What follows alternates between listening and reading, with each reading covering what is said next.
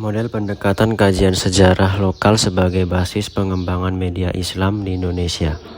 Disusun oleh Zulfa Milenia Agustin, NIM G0001900028. Yang kedua, Gigih Adi Kurniawan, NIM G0001900091. Pendahuluan.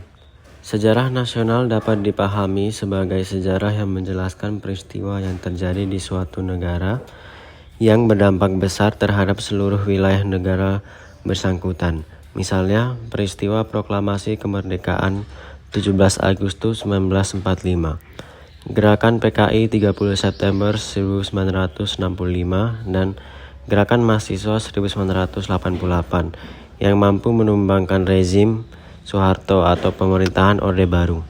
Dalam konteks sejarah pendidikan Islam, kelahiran Persyarikan Muhammadiyah 18 November 1912 bisa dipandang sebagai sejarah nasional. Sebab dampaknya dalam bentuk berdirinya lembaga-lembaga pendidikan Muhammadiyah tersebar di hampir seluruh penjuru Indonesia. Beralih ke unit sejarah lokal. Pembahasan sejarah lokal adalah suatu peristiwa yang getaran pengaruhnya hanya terbatas pada daerah lokalitas bersangkutan. Misalnya peristiwa berdirinya suatu kota atau desa. Banyak peristiwa sejarah lokal dalam pendidikan Islam. Misalnya sejarah berdirinya lembaga pendidikan Islam di suatu daerah. Bahkan lembaga pendidikan Muhammadiyah yang memiliki skala nasional bisa dilihat dari sudut sejarah lokal. Misal sejarah perkembangan sekolah atau madrasah di suatu daerah. Adapun biografi atau riwayat hidup adalah sejarah tentang kisah perjalanan dan perjuangan hidup seseorang dengan segala lika-liku masalah dan tantangan hidup yang dihadapi.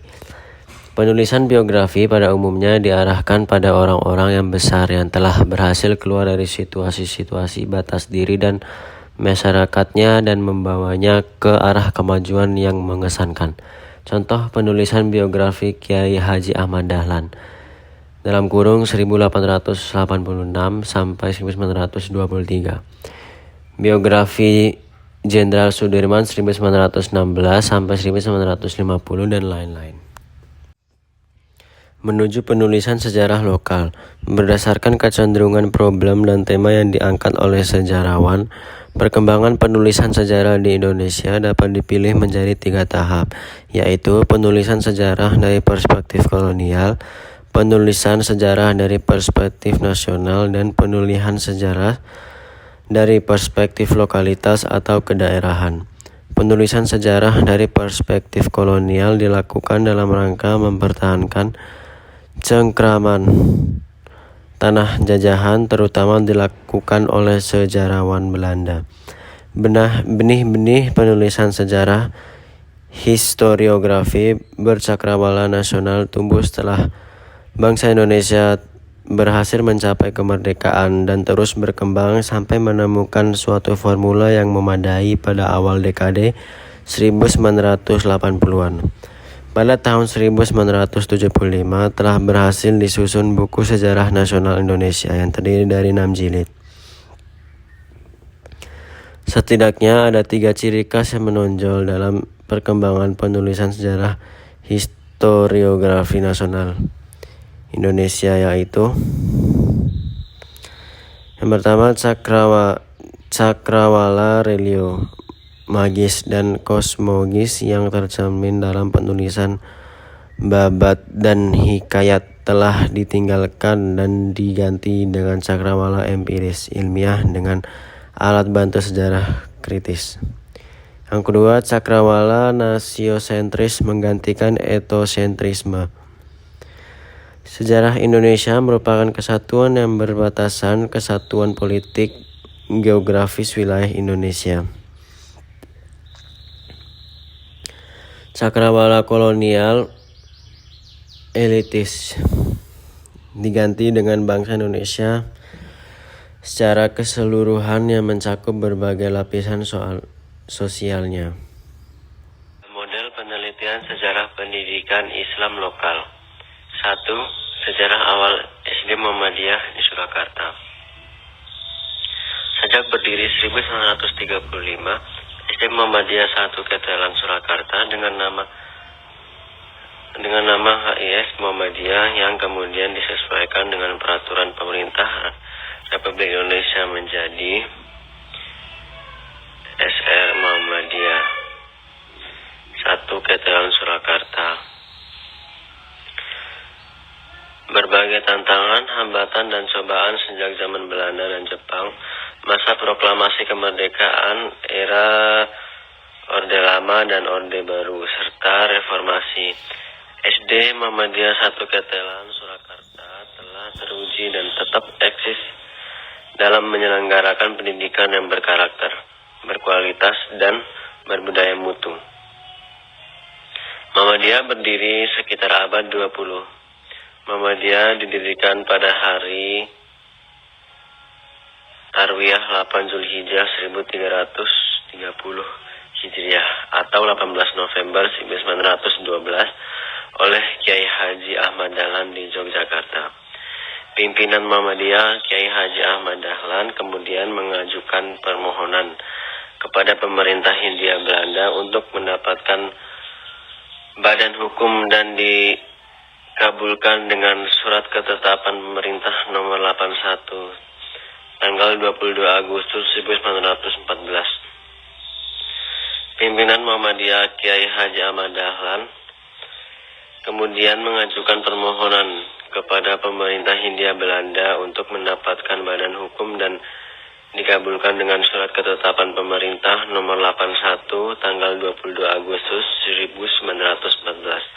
Namun izin ini hanya berlaku di daerah Yogyakarta dan organisasi ini hanya boleh bergerak di daerah Yogyakarta saja.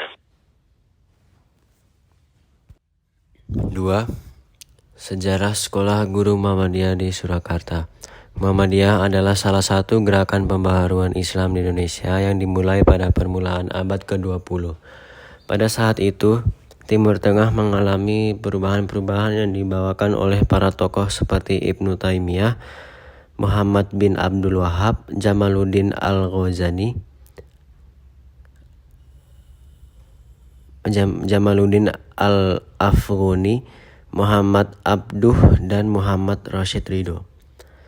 Muhammadiyah lahir pada tanggal 18 November 1912 Miladiyah yang bertepatan pada tanggal 8 Zulhijjah 1330 Hijriah yang didirikan oleh Kiai Haji Ahmad Dahlan. Di kota Yogyakarta, Muhammadiyah yang berdiri pada tahun 1912 berkembang di Yogyakarta, namun paham ini sudah sampai ke pelosok Jawa. Hanya saja belum secara resmi berdiri memiliki cabang. Setelah Muhammadiyah mempunyai izin dari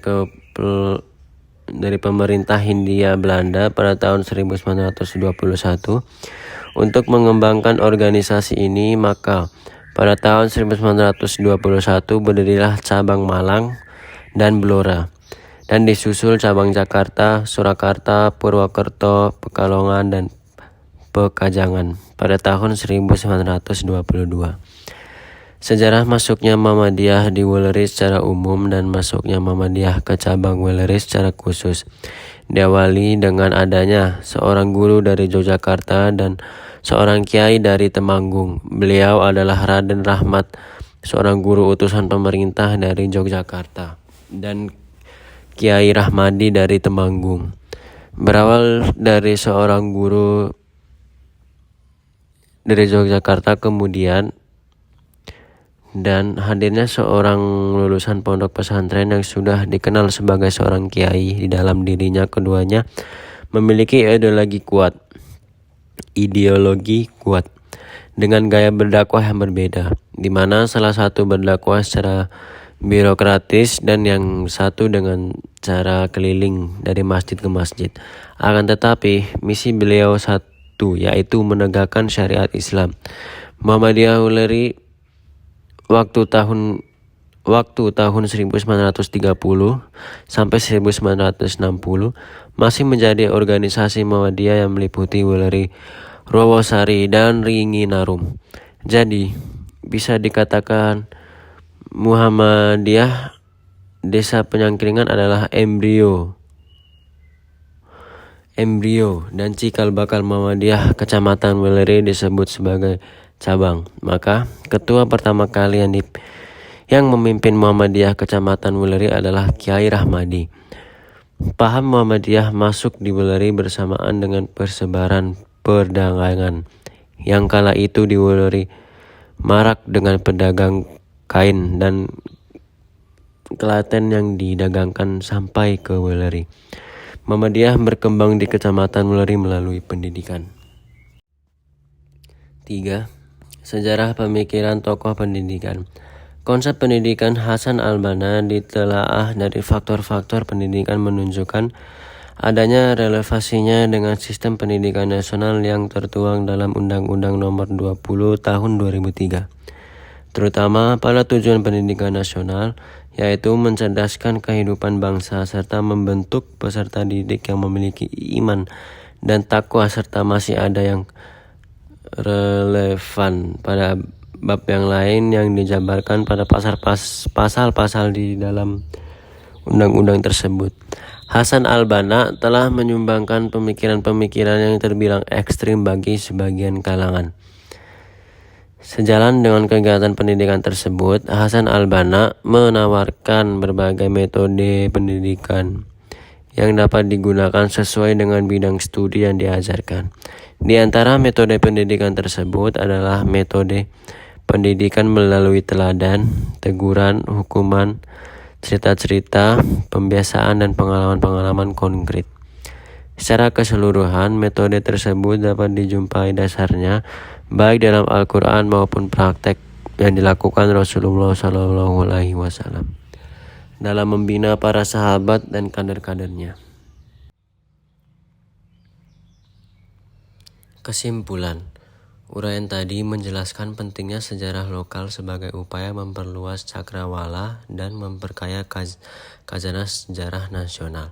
Pembagian sejarah ke dalam sejarah nasional dan sejarah lokal berdasarkan unit sejarah atau ruang lingkup yang dicakup dalam suatu penelitian sejarah.